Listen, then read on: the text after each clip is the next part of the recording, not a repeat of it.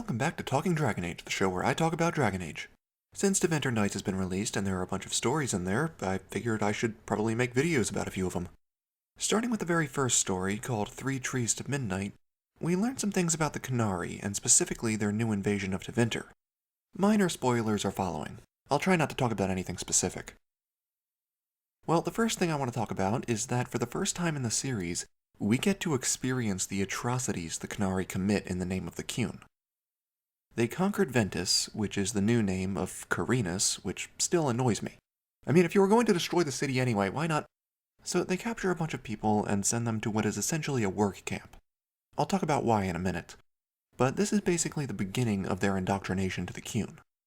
The worst thing they do here, by far, is using their poison Kamek.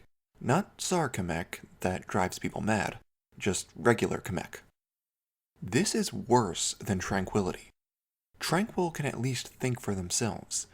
The Qunari Kamek renders people into completely mindless, docile husks that do whatever the Qunari make them.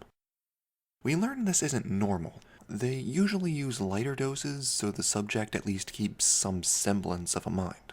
But it doesn't matter. This is evil. This is inhumane. Even conquering lands and converting people by force to accept your way isn't as evil as stripping them of their minds and putting them to work for you. The Iron Bull describes this, but this is the first time we ever actually see and experience it.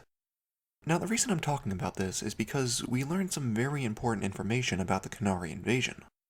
Or, more accurately, the Antam invasion. We learn in the first few pages that this is a solely military operation, with absolutely no support from the rest of the Qun. See, in a standard Qunari invasion, the military can't act on their own. There are 3 pillars of Qunari society. The Antam handle the actual fighting and conquering, but then prisoners are turned over to the priesthood and the matriarchy. The Antam did not get permission from the other 2 groups for this invasion. That also means they have no support ships coming with equipment and stuff. That's why they took prisoners to work camps to do stuff for them. Later, a Ben Hassrath agent pulls the Qunari away from our protagonists, claiming the Qun does not support this.